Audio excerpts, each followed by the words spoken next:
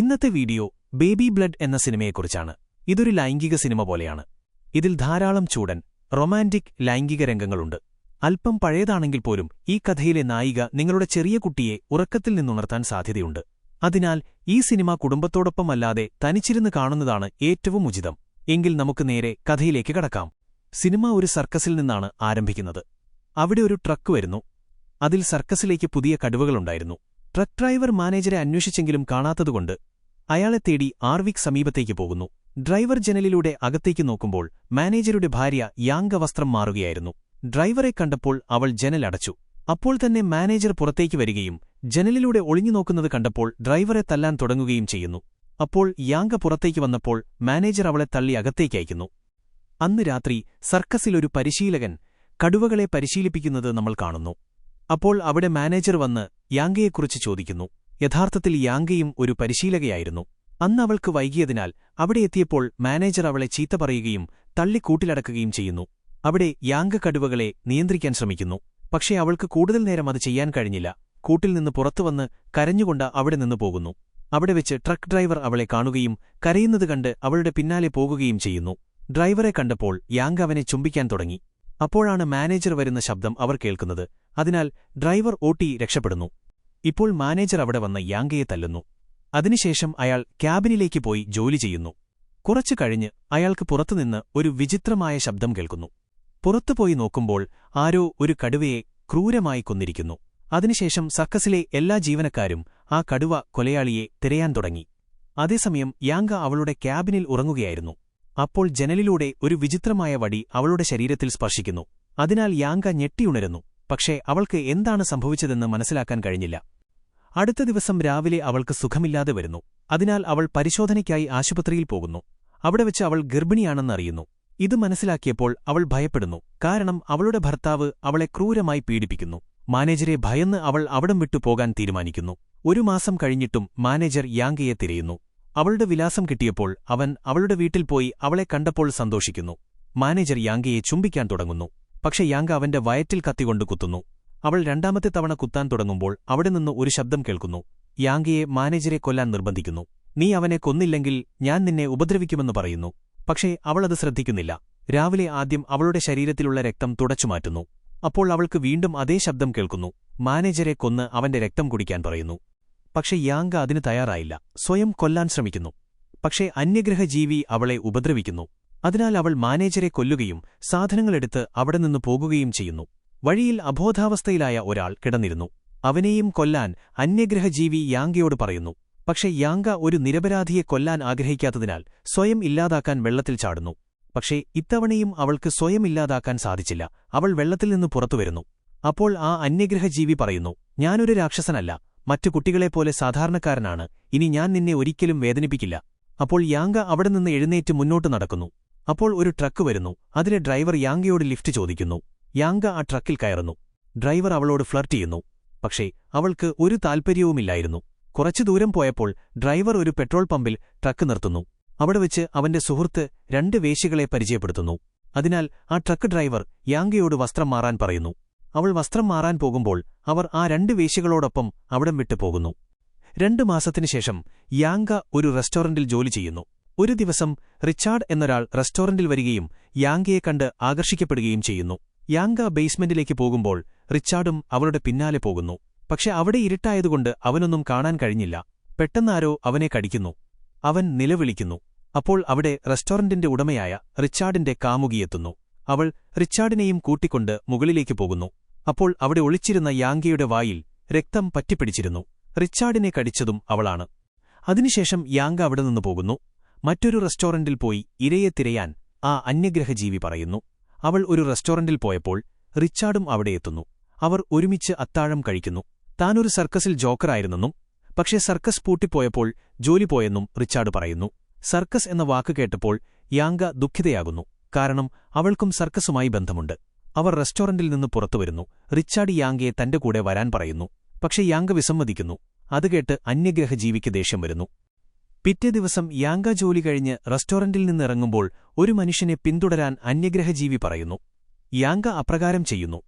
പക്ഷേ ആ മനുഷ്യൻ യാങ്ക തന്നെ പിന്തുടരുന്നത് ശ്രദ്ധിക്കുന്നു.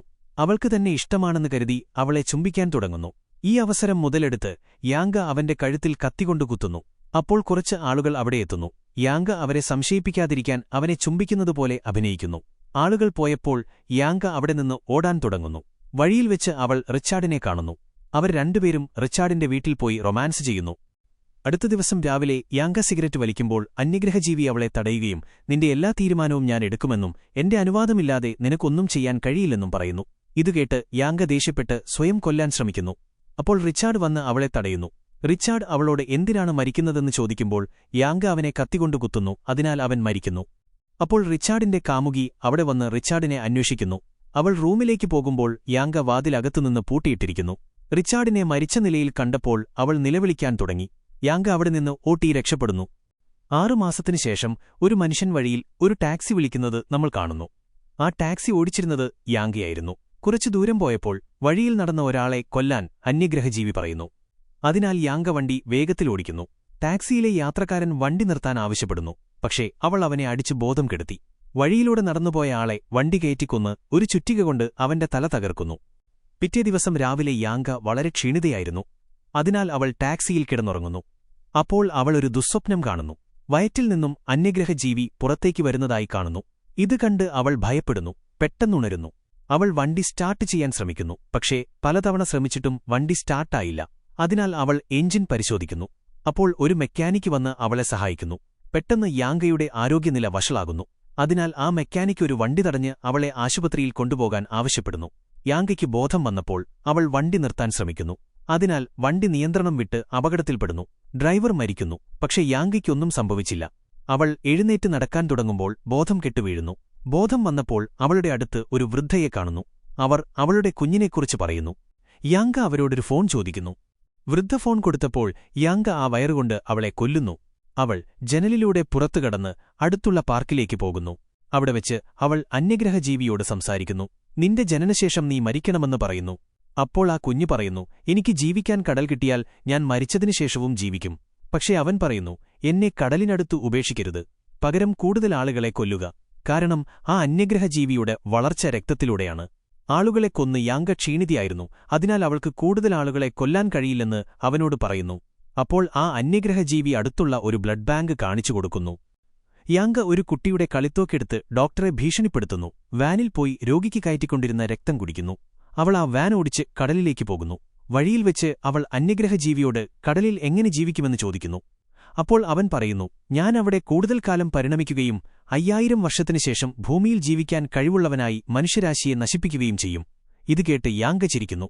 അവർ സംസാരിക്കുമ്പോൾ രോഗിക്ക് ബോധം വരികയും യാങ്കയെ ആക്രമിക്കുകയും ചെയ്യുന്നു. അതിനാൽ വാൻ നിയന്ത്രണം വിട്ട് അപകടത്തിൽപ്പെടുന്നു. ഈ അപകടത്തിൽ ആ മനുഷ്യൻ മരിക്കുകയും യാങ്കയ്ക്ക് പരിക്കേൽക്കുകയും ചെയ്യുന്നു. അവളെ ആംബുലൻസിൽ കൊണ്ടുപോകുന്നു. അവിടെ വെച്ച് അവളുടെ ശ്വാസം നിലയ്ക്കുന്നു. പക്ഷേ അന്യഗ്രഹജീവി അവളുടെ ഹൃദയം ശരിയാക്കുന്നു. അതിനാൽ അവൾ വീണ്ടും ജീവിക്കുന്നു. അവൾ എഴുന്നേറ്റപ്പോൾ അടുത്തുള്ള ഒരു നഴ്സിന് ഗ്യാസ് മാസ്ക് നൽകുന്നു. അതിനാൽ അവർ മരിക്കുന്നു. വാന്റെ ഡ്രൈവർ വണ്ടി നിർത്തി പിന്നിലേക്ക് പോകുമ്പോൾ യാങ്ക ഒരു സിലിണ്ടറെടുത്ത് അവനെയും കൊല്ലുന്നു. അതിനുശേഷം യാങ്കയ്ക്ക് വയറുവേദന തുടങ്ങുന്നു. അവൾ ഒരു കുഞ്ഞിന് ജന്മം നൽകുന്നു. അതൊരു മനുഷ്യക്കുഞ്ഞിനെപ്പോലെയായിരുന്നു. അപ്പോൾ ഒരു അപരിചിതൻ വരുന്നു. ആംബുലൻസിന്റെ അവസ്ഥ കണ്ട് ഭയപ്പെടുന്നു. ആ തക്കം നോക്കി യാങ്ക അവന്റെ വണ്ടിയെടുത്ത് അവിടം വിട്ടുപോകുന്നു. പക്ഷേ കുറച്ചു ദൂരം ചെന്നപ്പോൾ വണ്ടി നിലയ്ക്കുന്നു. അതിനാൽ സഹായത്തിനായി അടുത്തുള്ള ഫ്യൂവൽ പമ്പിലേക്ക് പോകുന്നു. അവിടെ ഒരു മെക്കാനിക്കിനെ കാണുന്നു. പക്ഷേ അയാൾ ഒരു ജോലിയിൽ തിരക്കിലായിരുന്നതിനാൽ യാങ്ക അവിടെയിരുന്ന് കാത്തിരിക്കുന്നു. അപ്പോൾ ഒരു ബസ് അവിടെ വന്നു നിൽക്കുന്നു.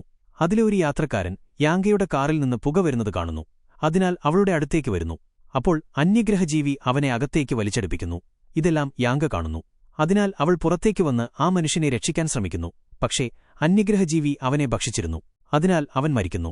യാങ്ക കാറിൽ നോക്കുമ്പോൾ ആ കുഞ്ഞിന്റെ തൊലി കാണുന്നു. ബസ്സിലേക്ക് കുറച്ച് രക്തത്തുള്ളികൾ വീണിരിക്കുന്നു. അതിനാൽ അവൾ ബസ് ഡ്രൈവറോട് ചോദിച്ച ശേഷം ബസ്സിൽ കയറുന്നു. ബസ്സിൽ ഒരു ആൺകുട്ടി അവളെ ഉപദ്രവിക്കാൻ തുടങ്ങുന്നു. പിന്നീട് എല്ലാവരും കൂടി അവളെ ഉപദ്രവിക്കാൻ തുടങ്ങി. അവൾ അവരോട് ബസ് നിർത്താൻ പറയുന്നു. അതിലൊരു വിചിത്രജീവിയുണ്ടെന്ന് പറയുന്നു. പക്ഷേ ആരും അവളുടെ വാക്ക് കേൾക്കുന്നില്ല. അപ്പോൾ അന്യഗ്രഹജീവി ബസ് ഡ്രൈവറെ ആക്രമിക്കുകയും കൊല്ലുകയും ചെയ്യുന്നു. ആ അന്യഗ്രഹജീവിയെ കണ്ടപ്പോൾ എല്ലാ യാത്രക്കാരും ഭയപ്പെടുന്നു. യാങ്ക ആ ബസ് ഓടിക്കാൻ തുടങ്ങുന്നു. പക്ഷേ അന്യഗ്രഹജീവിയെ കാണാൻ അവൾ പിന്നോട്ട് തിരിഞ്ഞു നോക്കുമ്പോൾ ബസ് അപകടത്തിൽപ്പെടുകയും പൊട്ടിത്തെറിക്കുകയും ചെയ്യുന്നു. അവസാനം ആ അന്യഗ്രഹജീവി കടലിലെത്തുന്നു. ഇതോടുകൂടി ഈ സിനിമ അവസാനിക്കുന്നു.